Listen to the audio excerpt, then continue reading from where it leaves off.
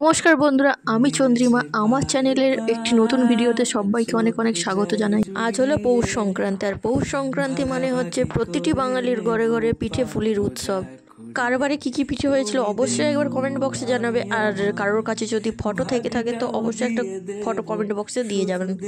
তো এখানেই রয়েছে আমাদের বাড়ির ভেতরে আমার একটা ছোট ফুলের বাগান, সেইখান থেকে ফুল তুলে নিলাম পুজোর জন্য। আর তার আগে আমি বেলপাতা, দুলপো আর তোমার আমসর ওইসব তুলে এনে রেখেছিলাম, কারণ সন্ধে হয়ে যাচ্ছিলো তখন।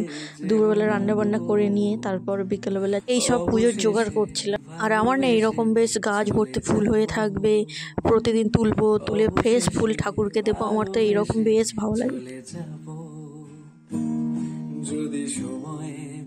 আর এই তো আমার ফুল, দুলপো, বেলপাতা সব তোলা হয়ে গিয়েছে। এবার চলো কি কাজ আছে দেখা যাক। ও আচ্ছা, এবার কাজটি হলো আলপনা দেওয়ার কাজ। আর পৌষ পার্বণ মানে তো চালের গুঁড়ি দিয়ে তো আলপনা দিতেই হয়, কারণ পৌষ পার্বণে তো ধান চালেরই তো পুজোটা হয়। তো চলো, চাল গুঁড়িয়ে কড়াই আনা আছে, তো ওইটা দিয়ে আলপনা দেওয়া যায়। আমি পরিমাণ মতো জল দিয়ে ব্যাটারটা করে নিয়েছিলাম, একটু পরে মোটাই রেখেছিলাম, কারণ আমাদের মাটির ঘর দেওয়া যেহেতু, তো একটু মোটা তো রাখতেই হয়।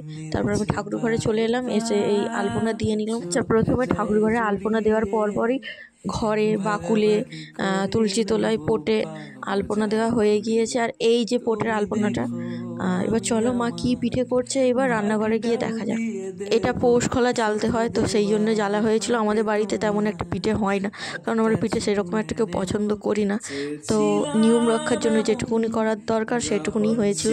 তো এটা আঁশকি পিঠে করা হচ্ছিল চারিদিকে দেওয়ার জন্য, জলে খালে তারপর আনাচে কাঞ্চালে দেওয়ার জন্য। আর এই যে এখানে হচ্ছে মেন কাজ, এটা হচ্ছে এই পুজোর মেন কাজ বিমনি বোনা। তো আমি এক এক করে বিমনিগুলো বুনে নিয়েছিলাম। এই যে আমার হেল্পারটাকে তোমরা দেখে নাও। জানো তো, ছোট দিয়ে দেখে আসছি দিদা এইরকমভাবে পুজো করতে, তো দিদার দেখেই এগুলো শেখার, দিদাকে দেখে, মাকে দেখে। তো মা পিঠের কাজ করছিল, ওই জন্যই আমি এখানে পুজোর কাজ করছিলাম। আর এইখানে ধানের বালি বসিয়ে ধানটাকে সাজিয়ে নিচ্ছিলাম। ছোটোবেলা থেকে দেখে আসছে যে আমাদের এই জায়গাটাতেই পুজো হতো আর এই রকমভাবেই সাজাতো, তো সেই রকম করেই আমি সবটা করার চেষ্টা করেছি। সামনে ঘট বসিয়ে তাতে সিঁদুর ওই সব দিয়ে মোটামুটি আমি রেডি করে রেখেছিলাম।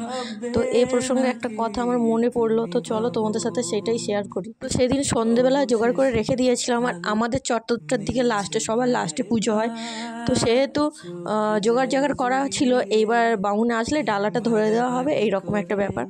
তো ডালাটা ধরে রেখে দেওয়া যায় না, তো যতই ঢাকা থাক একটা মাছি মশার একটা ব্যাপার আছে, তো ওই জন্য ধরে দিইনি। তো বামুন কি করেছে, সঙ্গে সঙ্গে এসে উনি কোনো রকমে পুজো করে দিচ্ছিল। আমি বললাম যে দাঁড়াও, মানে পুজো শুরু করে দিয়েছে, আমি ওইদিকে চাল বের করছি। মানে এতটাই তারা ওনাদের ছিল। আচ্ছা, পুজো হবে, একটু মন মতো না হলে হয় বলো? তো আজ ভিডিও এতটাই, দেখাবে পরে অন্য কোনো একটি ভিডিওতে। আর যাওয়ার সময় ভিডিওতে অবশ্যই একটা লাইক শেয়ার করে দিও।